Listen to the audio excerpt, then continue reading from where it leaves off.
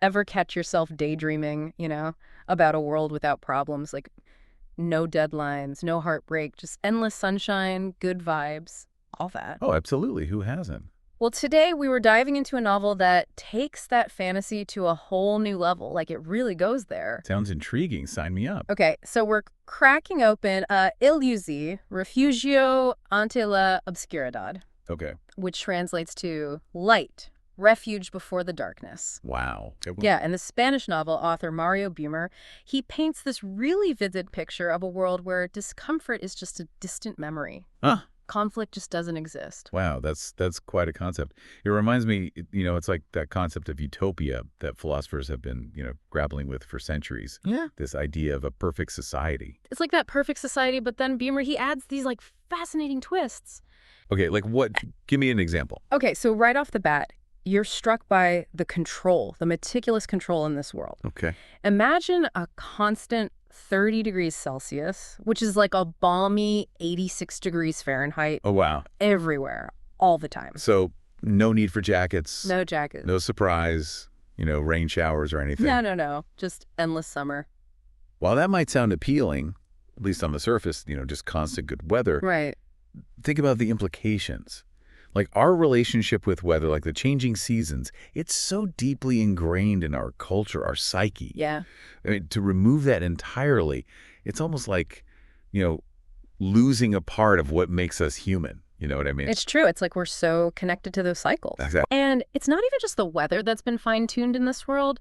Brummer takes this whole like problem-free existence to the extreme. Okay. He eliminates negative emotions entirely. Yeah. Jealousy, sadness, even hatred. Wow. They simply don't exist in this world. Now that's where things start to get really, really interesting. I mean, can you truly have joy without knowing sorrow? Right. Can you have light without darkness? That's a big question. Huge. These are the questions that I'm hoping that Burmer kind of explores through the eyes of his characters. He does. And get this, food is optional. What? You don't need it to survive in this world. Wow. Although there are synthetic options available Yeah. for those who still enjoy the taste, It makes you wonder, like, what happens to tradition?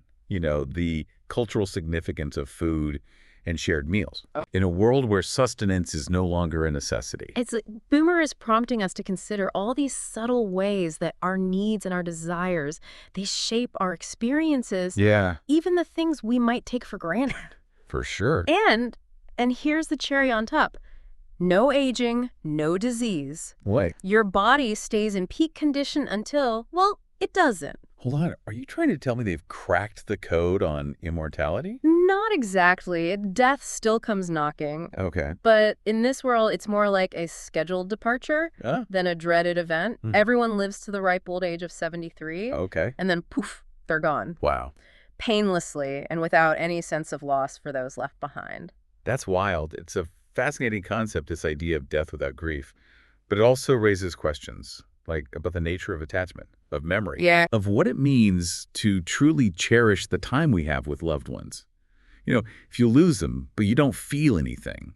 It's a strange thing to consider. It is. And as if defying the laws of biology wasn't enough, they've also found a way to bend the laws of physics with their transportation system. Come on. This mind-boggling thing called Straub technology. Okay, now that's just showing off. Defying the laws of physics. Boomer's definitely pushing the boundaries here, Yeah. even in the realm of fiction. But here's the thing. Even with all of these advancements, even with every need and desire seemingly met, Yeah. the characters in L.U.Z., they still find themselves grappling with this sense of unease, this feeling that something is missing. And that's where Boomer's genius really shines through. Yeah. He uses this seemingly perfect world as this backdrop to explore the complexities of human nature. This need for challenge, for growth, for something more than just blissful contentment. So we've talked about how this world, it's basically utopia on steroids. Yeah. But you hinted that things aren't quite as blissful as they might seem on the surface. Yeah, exactly. It's like, when you have everything you've ever wanted, then what? Right, What motivates you? What gives you purpose? What's the point of it all, right? Exactly. And I think Boomer starts to really dig into that through some of these characters. So let's start with Gustavo. Okay. Gustavo, on paper, has it made, right? Oh, he does. Yeah. He's got his health. He's got his partner, Martha. Yeah. endless leisure time. Mm. But he is plagued by this anxiety. Yeah, he seems restless, right? Totally. And I think a lot of us can actually relate to that, even in our, imperfect world. Right? We get so caught up in achieving this goal or getting that thing, Okay.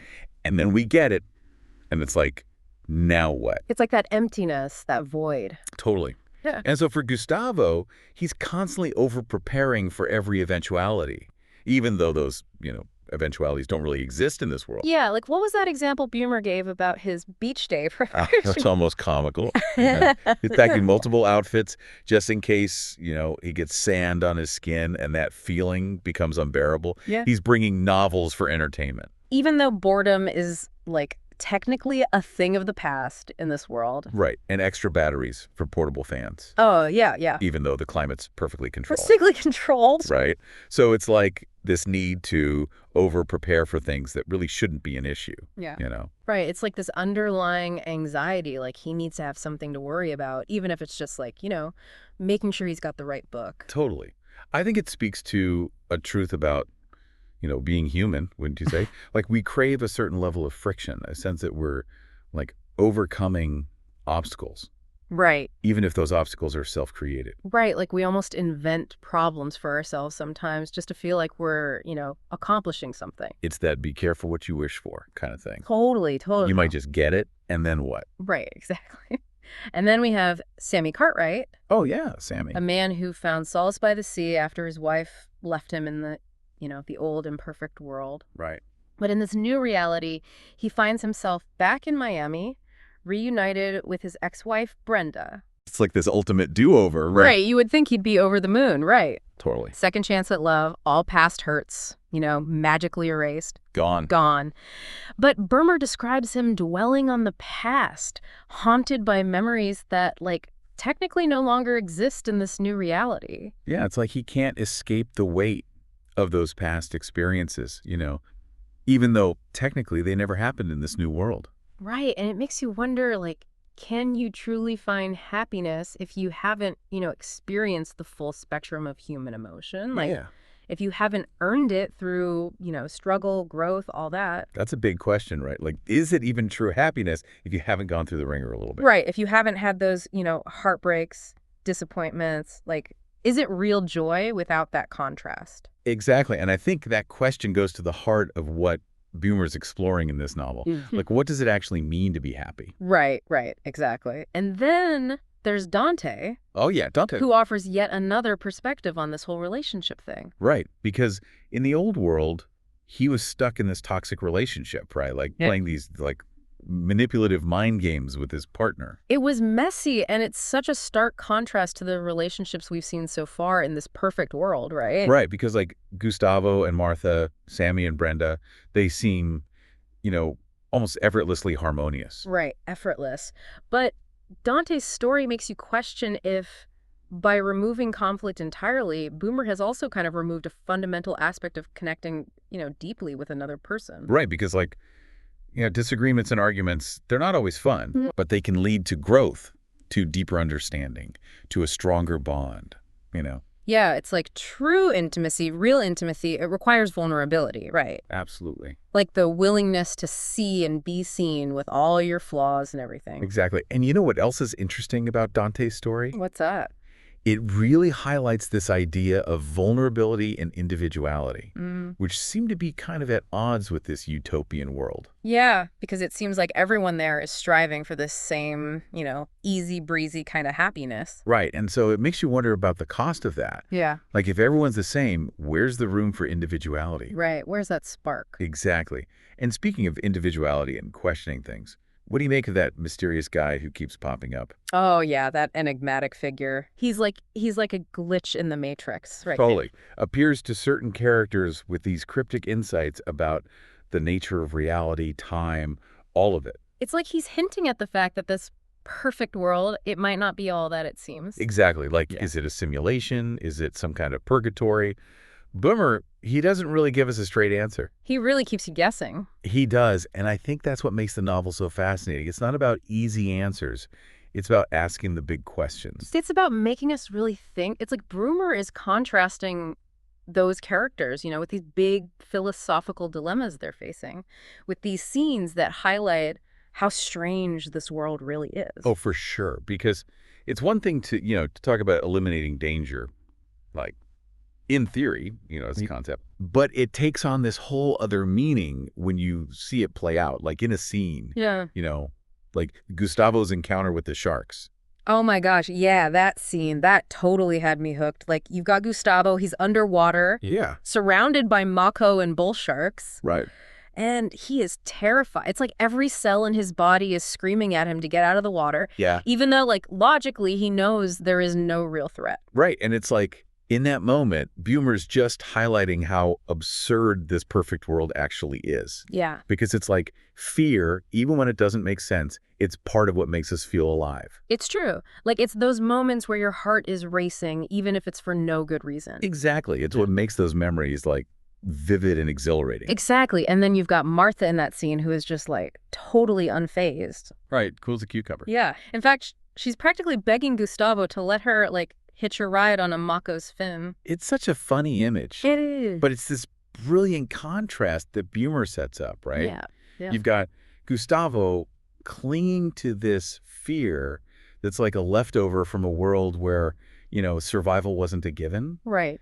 And then there's Martha, totally comfortable, even eager to interact with these creatures that, have been essentially domesticated. Yeah, it's like, it makes you wonder, if we remove all risk, do we also lose something? Like that sense of awe, that appreciation for nature. Right, because when everything is safe and predictable, it's like, what's left to really get your heart racing, It's like that difference between looking at a picture of a mountain and actually climbing that mountain.